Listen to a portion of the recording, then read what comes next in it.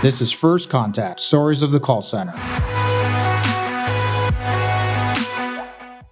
There's a lot of people that use voice as the communication channel, right? You make outbound calls, you receive inbound calls. All the call centers around have that as a large portion of their business. And so when you look at that and you see there's a lot of bad actors out there, they're all trying to do something nefarious, take something of value from people. You and I are consumers. We hate it when we get calls that we absolutely know are bad actors, right? But there's all these legitimate businesses that need to get their communications across, right? And so you've really been a voice for those companies that are saying, hey, I'm doing the right thing. I'm trying to get my calls across. And they're not necessarily being treated the same way as a good actor would be or would have been in the past. And so you've repeatedly been that voice. So there's these unintended consequences from what the FCC has done to try to address illegal and bad behavior when it comes to robocalls. So among all that, though, even though there's so much agreement, how have you and or Numerical been able to manage getting your point across that, hey, the legitimate businesses are somehow also getting stuck in the middle of what you're trying to address?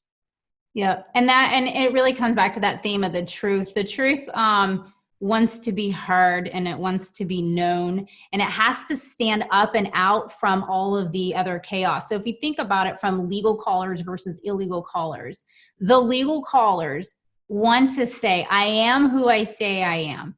Trust me. And that should mean something. That should absolutely mean something and be transferred down to the consumer who has a relationship. So now this truth is coming over into trust, right?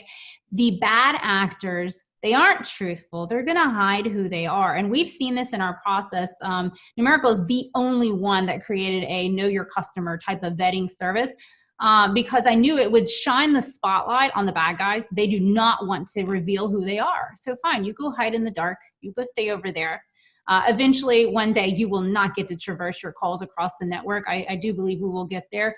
But for those who, yeah, it would be a nice day. They're going to find some other method, and then I'll go over there and solve that too.